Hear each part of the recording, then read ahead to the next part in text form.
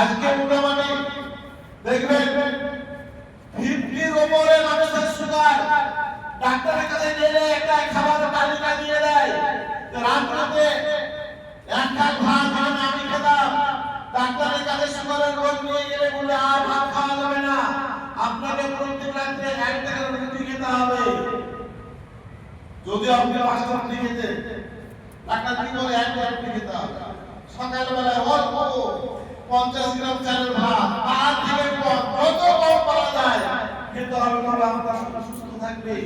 ডাক্তারের এই প্রেসক্রিপশন মেনে যদি আপনি চলেন, এই কথা মেনে চলেন, আপনি ভালো থাকবেন। আজ বলেন আমার খাবার আমার বাড়িতে থাকবে, ডাক্তারের কথা মানার প্রয়োজন নেই, আমার যা মন চাইবে তাই খাবো, তাহলে আপনার হসপিটালে ভর্তি হতে হবে, আপনার অকালে প্রাণটা চলে যাবে, সুগার আপনাকে মারা যেতে পারে। সিয়াম আল্লাহ তাআলা আপনাকে যে ফতোয়া বলে দিয়েছেন, এই সিয়াম যদি আপনি পালন করেন, আপনি ডায়াবেটিস থেকে সুগার থেকে অনেকটা রক্ষা পেয়ে যাবেন। ফলে শরীরের পক্ষে আপনার সিয়াম অনেক উপকারী। অথচ আমরা ডাক্তারের কথা মানতে বাধ্য, আজকে সৃষ্টিকর্তা খালেক তিনি, তার কথা মানতে আমরা বাধ্য নয়, আমরা তার কথা মানি না। যে আল্লাহ তাআলা আজকে আমার ঘর থেকে রূহটা বেরিয়ে গেলে, প্রাণ বাকিটা বেরিয়ে গেলে, আল্লাহর কাছে আমাকে হিসাব দিতে হবে, আল্লাহর কাছে আমাকে মামলায় মানতে হবে, আল্লাহর কাছে আমার জীবনের খাতা একটা করে আমার হিসাব করতে হবে। সে আল্লাহকে আমরা ভয় করি না, সে আল্লাহকে আমরা ভয় করি না।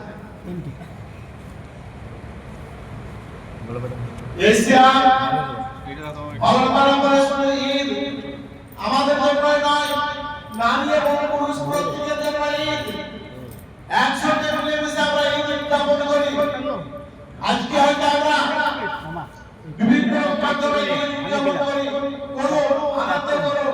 একটা হাদিসে আছে, হযরত আয়েশা রাদিয়াল্লাহু আনহা বলেন, ইন্তি জারিয়াতানে, আমার কাছে দুটো মেয়ে ছিল, দুটো মেয়ে আমার কাছে এসে 5 টাকা 8 টাকা গান গাইছে, গান আরবিতে গান গাইছে আর ঢোল বাজাচ্ছে। ঢোলের একদিকে ইয়া আছে, চামড়া আছে, আর ফাঁকা আছে, যেটাকে তুপ বলা হয়। এই ঢোল বাজাচ্ছে আর গান গাইছে, নিজের আনন্দ। এই সময় রাসূলুল্লাহ সাল্লাল্লাহু আলাইহি ওয়াসাল্লাম এসে গেলেন। তো রাসূলুল্লাহ সাল্লাল্লাহু আলাইহি ওয়াসাল্লাম এসে গেলেন, ওই মেয়ে দুটোকে মানা করলেন না, আয়েশা তো বললেন না।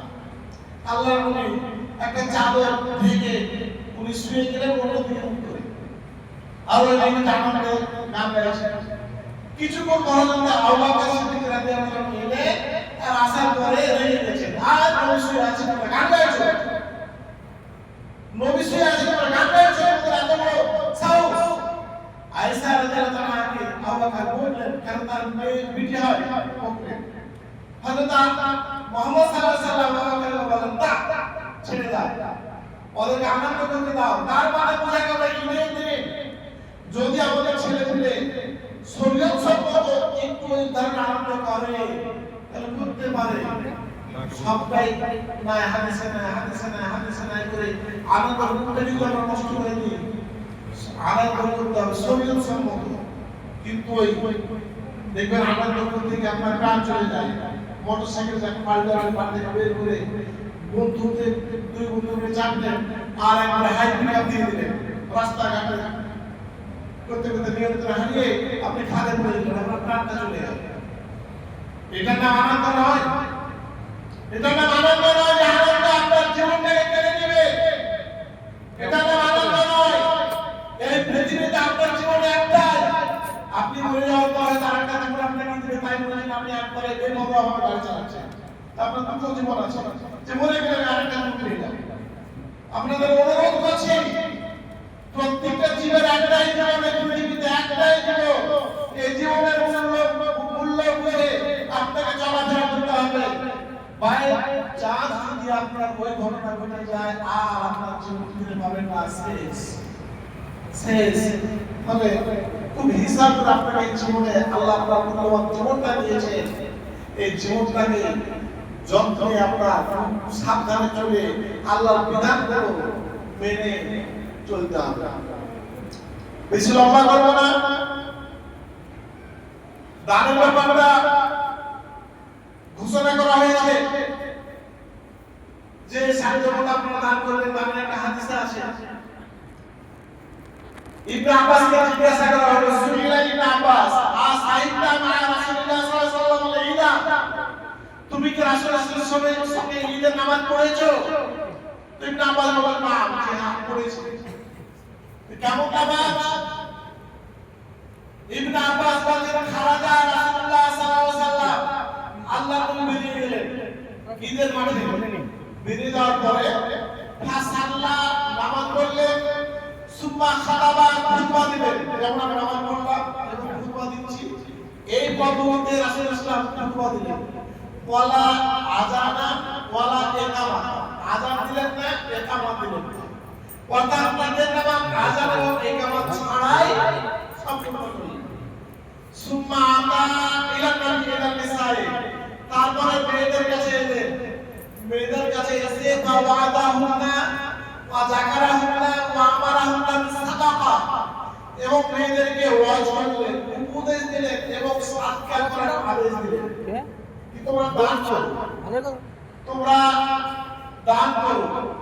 তো এই কথা বলার পরে বেলাল রাদিয়াল্লাহু আনহু বলছেন যে রাআইতুহুন্না, আমি তাদের দেখলাম, ইউমিনা ইলা আযানিহিন্না ওয়া হুলুকিহিন্না, প্রত্যেকে তাদের গলায় তাদের কানে হাত দিচ্ছে। অর্থাৎ যে গহনা পরে গিয়েছিল সেই গহনাগুলো খুলে খুলে বেলাল হাতে দিচ্ছে, এবং সেগুলো নিয়ে বেলাল এবং রাসূলুল্লাহ বাড়ি গেলেন।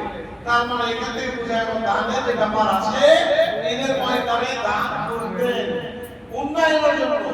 ফলে সেরকম একটা কমিটি সিদ্ধান্ত নিয়েছে, মসজিদের হোক, ঈদগাহের হোক, মাদ্রাসার হোক, উন্নয়নের জন্য একটা দান, এই নামাজের জন্য একটা মোটামুটি দান হয়ে যায়, সেই হিসাবে আপনাদের সাহায্য মতো দান করবেন। দানের আরেকটা হাদিস বলি, রাসূলুল্লাহ সাল্লাল্লাহু আলাইহি ওয়াসাল্লামকে জিজ্ঞাসা করছে রাসূলুল্লাহ মানে স্ত্রীরা যে আপনার সঙ্গে কিয়ামতের দিনে সর্বপ্রথম সাক্ষাৎ কে করবে? তো রাসূলুল্লাহ সাল্লাল্লাহু আলাইহি ওয়াসাল্লাম বললেন, যার হাত বড়, যার হাত বড় সেই আমার সঙ্গে সর্বপ্রথম সাক্ষাৎ করবে। তো আয়েশা রাদিয়াল্লাহু আনহা বা অন্যান্য স্ত্রীরা বলছেন, আমরা হাত মারতে শুরু করলাম, কঞ্চি দিয়ে ওই ধারণা দিয়ে হাত মারতে শুরু করলাম যে কার হাত বড়। আমার হাত যার বড় সে জান্নাতে আল্লাহর সঙ্গে সাক্ষাৎ করতো, তা হাত মারতে শুরু করলাম। তো কিছুক্ষণ পরে বলছে, তোমাদের ওই হাত আমার আর ওই হাত বড় নয়, দানের দিকে যার হাত বড়, দানের দিকে যার হাত বড় শেষ কিয়ামতের দিনে আমার সঙ্গে সর্বপ্রথম সাক্ষাৎ করবে। তখন তার অন্যান্য ওয়াইফেরা বলছেন যে এই ব্যাপারে জাইনাবের হাত সব থেকে বড়, অর্থাৎ জাইনাব রাদিয়াল্লাহু আনহা সব থেকে দামি, বেশি দান করতেন। ফলে জাইনাব সব থেকে আগে আল্লাহর সঙ্গে সাক্ষাৎ করবে। তাহলে ফলে দান খুব মূল্যবান জিনিস। তার কোন হাদিস আছে, খুব লম্বা করব না, যাতে এই কথাগুলো গত সপ্তাহে কালকে বলেছিলাম। আল্লাহ তাআলা আমাদের সকলকে এই সিয়াম পালন করার পর যে নেকিটা অর্জন করলাম, এই নেকিটা ধরে রেখে আরো সামনে 11টি মাস আমাদের কাটিয়ে আবার রমজান আসবে, এই মাসগুলো যেন আমরা ঠিক এইরকমই ইবাদতের মধ্যেই আমরা থাকতে পারি, এবং আল্লাহ তাআলা আমাদের প্রত্যেককে যেন সুন্দরভাবে ইবাদত করার তৌফিক দান করুন। আমিন। বাবা আল্লাহ তাআলা আমাদের প্রত্যেককে যে পরিশ্রম করে আমরা সিয়াম পালন করলাম, আল্লাহ আমাদের সিয়ামকে কবুল করেন। আল্লাহ আমাদের 5 ওয়াক্ত নামাজ পড়া করতে প্রণামী। আল্লাহ তাআলা আমাদের দান, সাদকা ও ইসলামের জন্য যে মূল্যবান আমার জীবন ব্যয় করছি, এটাকে যেন আল্লাহ আমাদের গ্রহণ করে নিয়ে প্রণামী। একটা দোয়া বলছি, দোয়াটা আপনারা শুরু করুন। সুবহানাল্লাহি ওয়া বিহামদিকা, সুবহানাকা আল্লাহুম্মা ওয়া বিহামদিকা, ওয়া আশহাদু আল্লা ইলাহা ইল্লা আনতা, আস্তাগফিরুকা ওয়া আতুবু ইলাইক।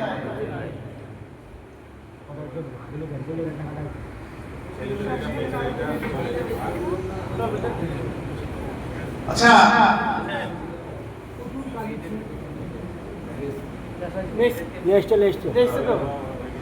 আচ্ছা ছেলেদের যে টাকা হয়েছে ৬,২৭০ টাকা আর মেয়েদের টাকা হয়েছে